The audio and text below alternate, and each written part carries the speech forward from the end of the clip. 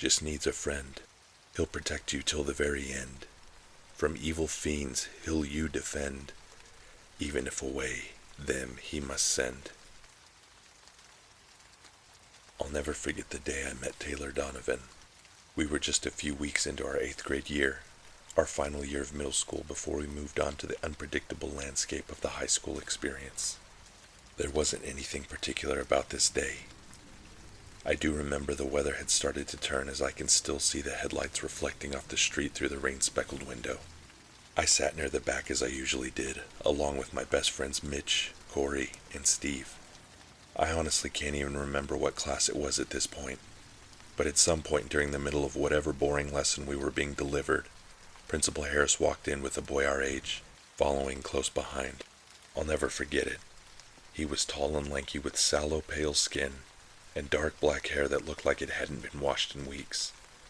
He wore a plaid, long-sleeved button-up shirt with muted colors and a pair of faded black jeans that were far too short for his long legs, and looked paper-thin around his kneecaps. It was clear his clothes were hand-me-downs, or were recently purchased from a thrift store. "Where's the flood?" Trevor Higgins said, which was followed by a chorus of laughter from his meathead friends. I was bummed to hear so many chuckles coming from the rest of the room as well. "Knock that off," Principal Harris said sternly, staring down Trevor with anger-filled eyes. Trevor put his hands in the air in surrender, but the nasty grin on his face said otherwise.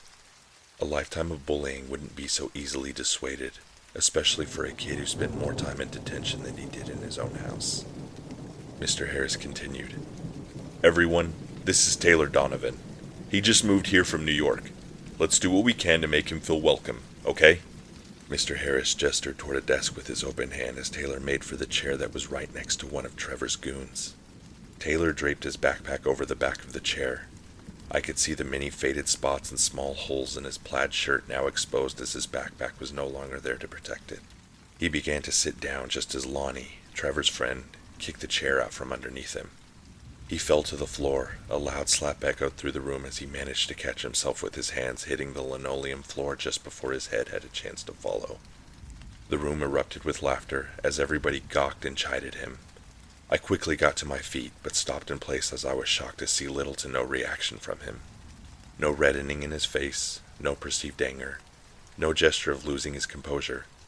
But as he lifted himself from the ground, for the faintest of seconds, it looked like he was being lifted, as if the excess material in his armpits was pressed against his skin, giving the illusion that somebody was behind him, lifting him up.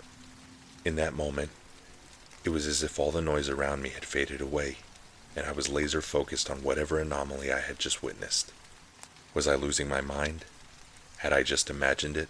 I stared in awe as he calmly replaced his seat and sat down in it, but was quickly shaken out of my reverie as Trevor loudly belted his less-than-clever quip. "Walk much?" The room once again erupted in a chorus of laughter before our teacher demanded attention. From my observation, the rest of the day didn't seem to go much better for him.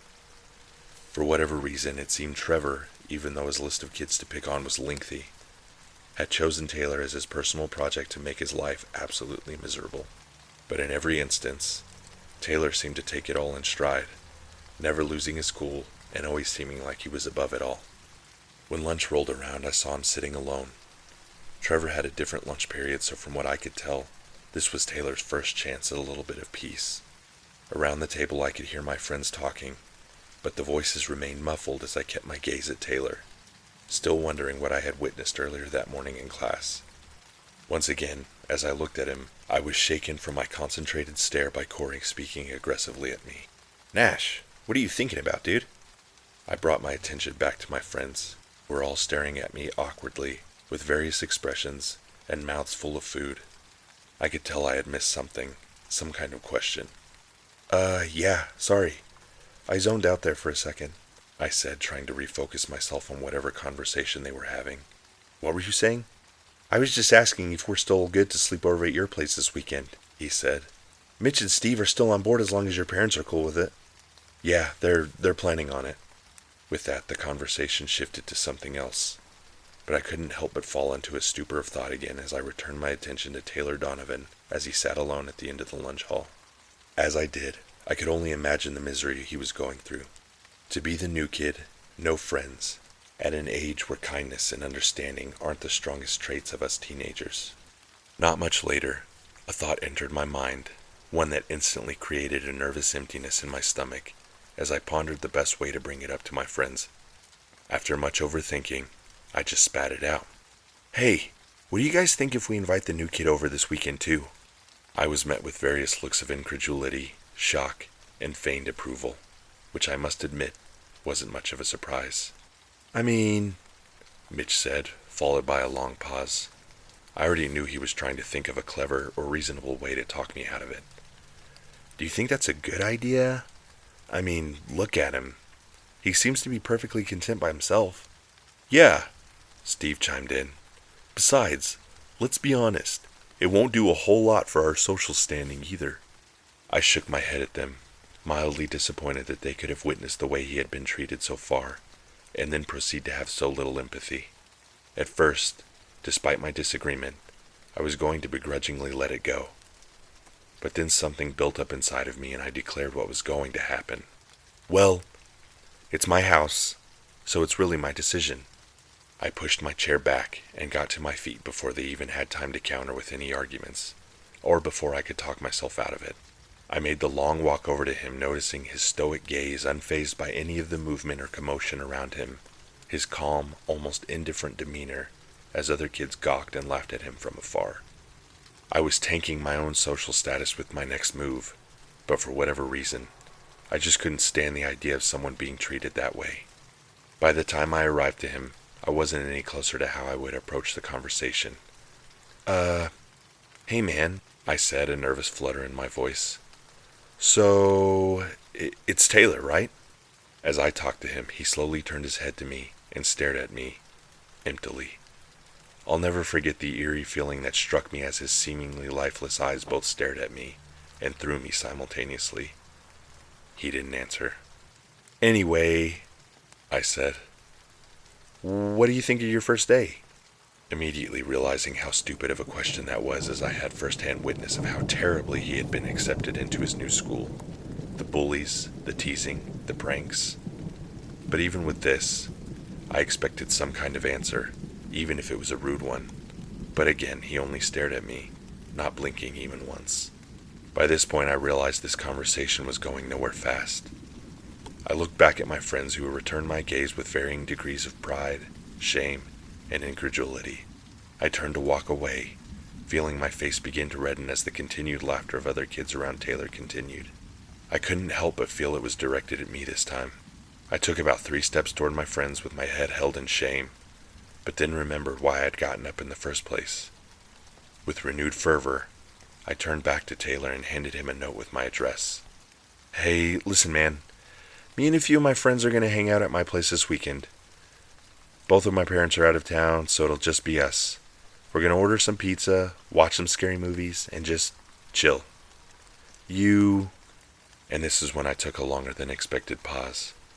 I don't know if I prematurely regretted what I was about to do, or if I somehow knew that nothing good would come out of this.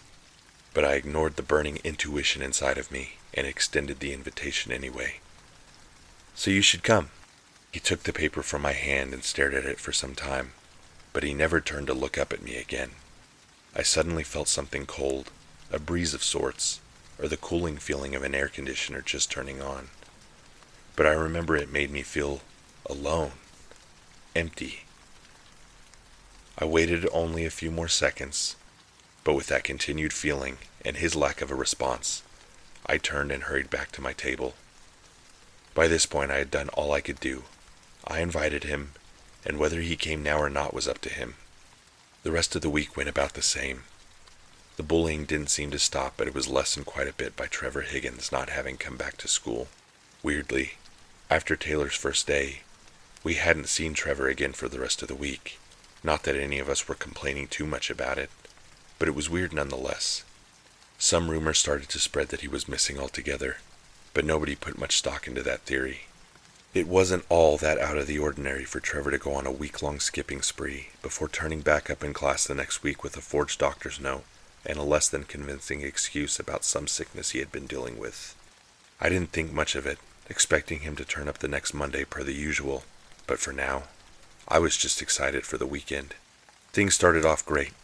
My friend showed up a few hours after school and we ordered some pizza and got the night started off with some classics. Taylor hadn't shown up, and frankly, I didn't really expect him to. As the week had worn on since I'd invited him, he didn't ever come off any less strange. It was obvious to me at this point that his social skills were non-existent. After a couple more hours of drinking too much soda, more scary movies, and talking about the girls we had crushes on, we were interrupted by an ominous knock at the door. Now, after watching horror films, and the setting of an overcast and cold night just outside, this put the entire room in complete silence. "Who's that?" Corey said with evident fear in his voice. I took a moment to respond as he angled to see if I could identify who it was through the curtained window. "I don't know," I finally said. "I guess I better go check." Trying to look braver than I felt, I walked as normally as I could to the door, took a deep breath, and opened it. No, it wasn't some three-headed monster or an escaped convict from the loony bin just outside of town, but seeing who it was didn't seem to offer the relief that I should have been expecting. It was Taylor Donovan. "Oh, hey man," I said, realizing far too late how obvious the disappointment in my voice was. "You made it." "You didn't say what time I should come. So here I am now." Up until this point, I'd never heard the boy speak. His voice was weak and almost robotic. He walked past me before I could even invite him in. I was unnerved by it, but I had invited him over after all. As he walked past me, I suddenly felt something overcome me, a heavy feeling or a presence of sorts. I remember sticking my head back out the door and looking out into the street to see if somebody or something was out there, lurking, but nothing was there. I shook it off and chalked it up to the awkwardness of having the new kid, who was clearly not accustomed to this type of thing, showing up out of the blue. He found a spot on the couch and sat down, his stoic presence and quiet demeanor continuing just as we'd come to expect. "Help yourself to some pizza, man," Mitch said. "We were just about to start another movie. You in?" Taylor sat still, not looking at any of us, not making a move for the pizza, only looking toward the TV. My friends and I all shared an awkward glance, wondering what to do next. I finally grabbed at the remote and started the next movie. As I sat through it, I realized how little I was paying attention to the movie, and how much I was paying attention to Taylor. He didn't move, didn't react to jump scares, didn't ever seem shocked or frightened. When the movie finally came to an end, I realized all of my friends had fallen asleep on the couch. I looked at Taylor, who still didn't seem to be fazed by anything, even sleepiness or tiredness. His presence had grown from weird to creepy to downright scary. I was afraid to even address him, but I did anyway. "All right, man, well, looks like these guys decided to call it a night. I think I'm going to hit the sack too." As expected, there was no response. He only continued to stare at the TV. I got up to turn off the light and quickly ran back to my spot on the couch where I laid down and covered myself with the blanket. I looked over at Taylor, who still had yet to move. I laid there, pretending to sleep, all the while keeping my eyes on Taylor, who sat across the room in a chair adjacent to the window. I could barely see him as the faint moonlight beamed through the rain-speckled glass. He sat still, quiet, and unbothered. I can't explain the irrational fear this caused within me. He was just a kid. Yet why did I feel so unnerved by the way he handled himself, the way he seemed so unconnected to the world around him? Hours seemingly passed, and he wouldn't move, or sleep it seemed. I felt compelled to watch him through the night, to make sure he didn't do anything to hurt me or my friends. But the longer he stayed still, and the longer I lay awake, sleep started to take hold, and when I could no longer fight it, I closed my eyes for longer and longer periods of time before I finally succumbed. I don't know how long I was out, or what happened during that time, but what I do remember is being awoken by a low rumble of thunder, and suddenly remembering what I was doing in the seemingly short time that I had given into sleep. I sat up suddenly as I looked toward the chair where Taylor had previously sat, and while the rain-speckled glass remained, Taylor was nowhere to be found. My mind started to race, and I began to look around the room in fear of where he could be, of what he could be doing. I quickly took note of my friends, and that they were still where they had been, and the snoring that accompanied the slow patter of rain against the window let me know that they hadn't been harmed. Why I was still convinced that Taylor might hurt them, or was capable of such a thing, was beyond me. I tried to force my thoughts to a rational place. I was dreaming, or he'd just gotten up to use the bathroom, but the thought of simply laying down and going back to sleep never crossed my mind. I slowly got up from my spot on the couch and looked about the living room. He was nowhere to be found. I walked slowly through the hallway leading to the kitchen where the bathroom was, but a warm feeling hit my stomach as the door was open and the light was off. He wasn't there either.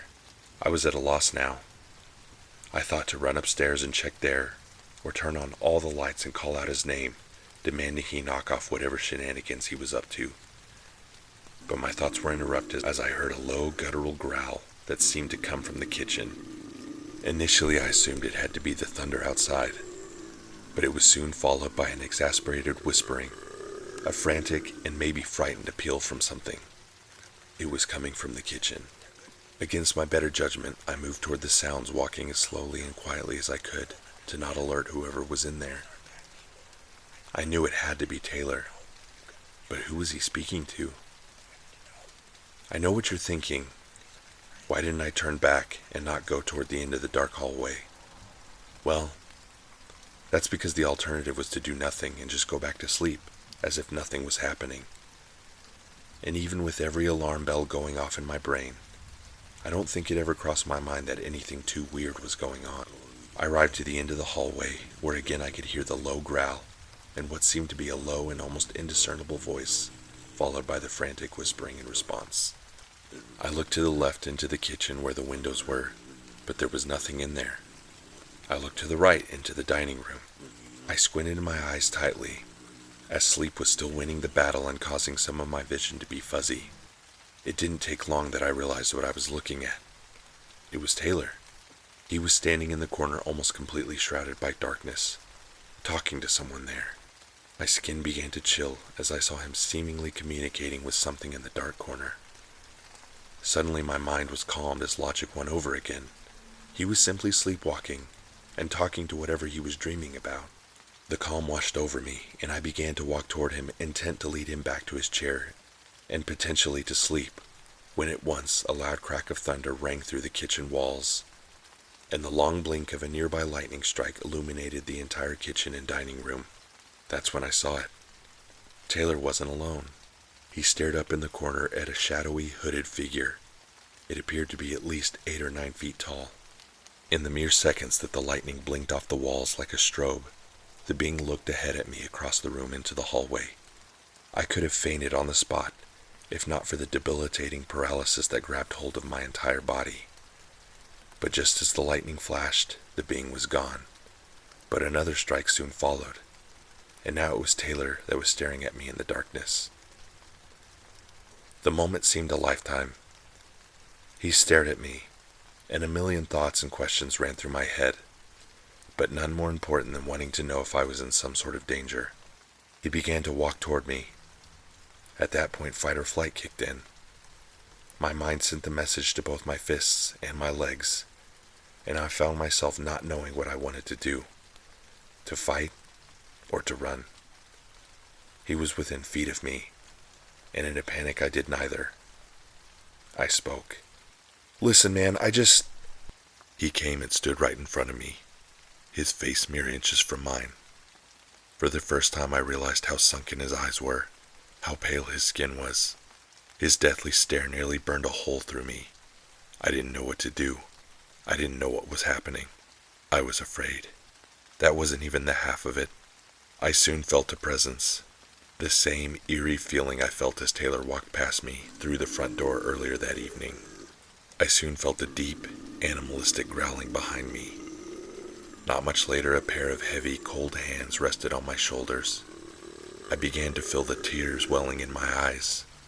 There aren't many worse feelings than the helplessness of not knowing what end awaited you when faced with something not of this world.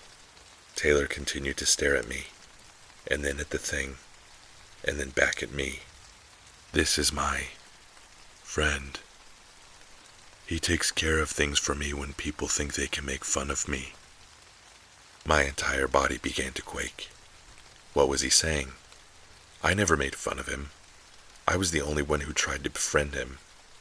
I couldn't believe I was about to pay for trying to be a nice guy. Taylor quickly interrupted my thoughts. I thought you invited me here tonight as a prank. But now I see that you were being sincere. I've asked him to spare you, so long as you never share what you saw here tonight. Just as quickly as he began the conversation, he walked past me, and the weight on my shoulders disappeared. I heard the front door open, and the intensifying sound of the rain through the opening. I feared turning around and potentially seeing the menacing phantom still behind me. I quickly turned, accepting my fate, whatever it may be. But the only thing there was the long hallway, and the open door that lay at the end of it. I didn't sleep any more that night. Whether it was the knowledge of what Taylor had planned for us, or just being thankful that we had been spared, I couldn't keep my eyes closed. Morning finally arrived, and I laid patiently on the couch as each of my friends began to wake up. It wasn't long before they noticed Taylor wasn't there anymore. My friends asked if I knew where he went, and I just told them he'd gotten up early and needed to get back home. Needless to say, I never told my friends, or anyone for that matter, what I saw that night. I had no doubt in my mind that Taylor would come to collect his dues if I didn't do what he said. We never saw Taylor Donovan again after that. He never came back to school, and frankly, he was so new I don't know if people really even noticed. I wondered if this was what he did, traveling from town to town and ridding the place of its bullies. I didn't want to think on it any more than I had to. If you're still wondering, we never saw Trevor Higgins again either. Rumors spread, people searched, but he never turned up. Most people were content to accept he was just a troubled teen who'd run away to try to start a life on his own. Under any other circumstances, I might have believed that, but to this day, I can't help wondering what Taylor and his friend did to him. But as the old saying goes, it's better to not ask questions you don't want the answers to.